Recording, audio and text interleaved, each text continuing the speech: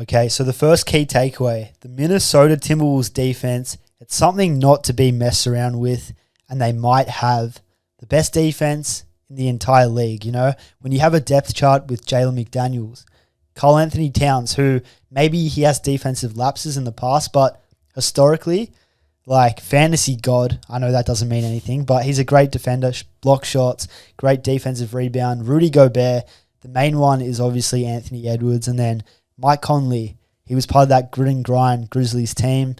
They just have a lot of pieces. Like you could even point fingers at a guy like McLaughlin. Like he's a scrappy little guard. The whole team is just filled with, you know, guys who can play two ways. So to me, if they are to be contenders, it's their defense that will get them there.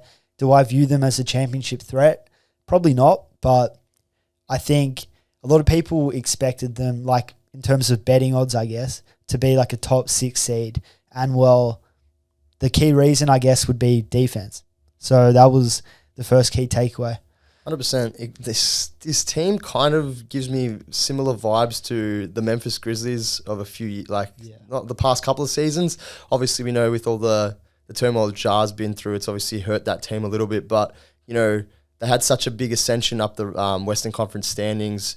They have that one star player, obviously, which is similar. Well, they have like a couple of stars, obviously, Jaren Jackson and Ja Morant, but one bona fide superstar in Ja Morant. It was pretty similar to like how the Wolves have Anthony Edwards, and then they've got just solid pieces around them and guys who are wanting to play their role and, you know, play that tough, hard-nosed style of basketball. So I think it's got a very similar ascension to that, and hence why, you know, a lot of people might have been surprised by the rise up of the Timberwolves. But, you know, when you have a genuine superstar emerge like an Anthony Edwards, and you know you've got Jaden McDaniels, Rudy, yeah, Cat as well. I forgot Rudy, but how could I forget Rudy? Rudy is probably like arguably is, you know, in contention for DPOY again, and as I know it's early stages in the season, but you know for all the slander we gave him last year, and you know for what we expected of Rudy Gobert after that trade went down, we probably thought he might have, you know, continued on with that poor run of form, but he's turned it around.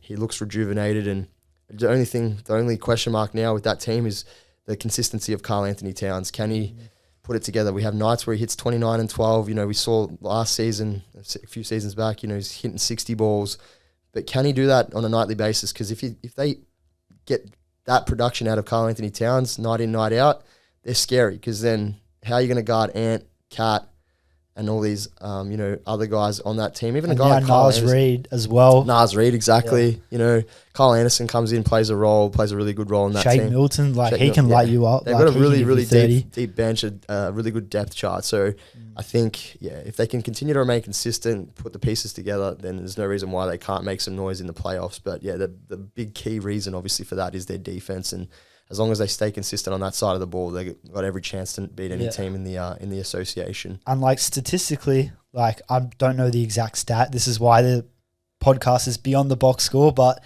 I am aware they are like a top 5 defense in terms of defensive rating. So that's just something to point out as terms of like evidence if there is any questions there, because obviously we could talk about their depth chart, but visually, like statistics show that they are a top 5 defense. So I've got the numbers here. So for points allowed per game, they're second in the NBA. Yeah. They're first in field goal percentage allowed. So 3-point percentage allowed, they're fourth in that regard. That's huge. 7th in blocks per game, 13th in steals per game, and then 8th in rebounds per game. So, you know, defensively they're locked in, and like I said, a big reason as to why they are the 3rd seed in the West, sitting at 8-3 at the moment. Yeah, 100%. Hello, yes, you at home. This is Commissioner of the NBA speaking to you, Adam Silver. Here's a message in courtesy of BenchMob in collaboration with the NBA Store. When BenchMob hits 1,000 subscribers, they'll be giving away a free NBA jersey to a lucky subscriber.